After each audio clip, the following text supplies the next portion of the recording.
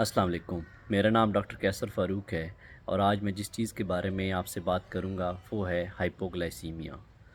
Blood sugar लो हो जाने को हाइपोग्लाइसीमिया कहते हैं और ब्लड शुगर का लो हो जाना मुख्तलिफ़ लोगों में मुख्तलिफ़ लेवल पर अलामात आ सकती हैं, लेकिन अमूमन जो देखा गया है अगर ब्लड शुगर 70 से कम हो तो उसे हाइपोग्लाइसीमिया कहते हैं।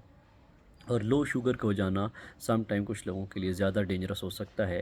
तो इसकी कुछ अलामात हैं जिनमें हाथ काँपना, पसीने का बहुत ज़्यादा आना, दिल की धड़कन का तेज़ हो जाना, बेहोशी, ग़नूदगी, चक्कर आना शामिल हैं।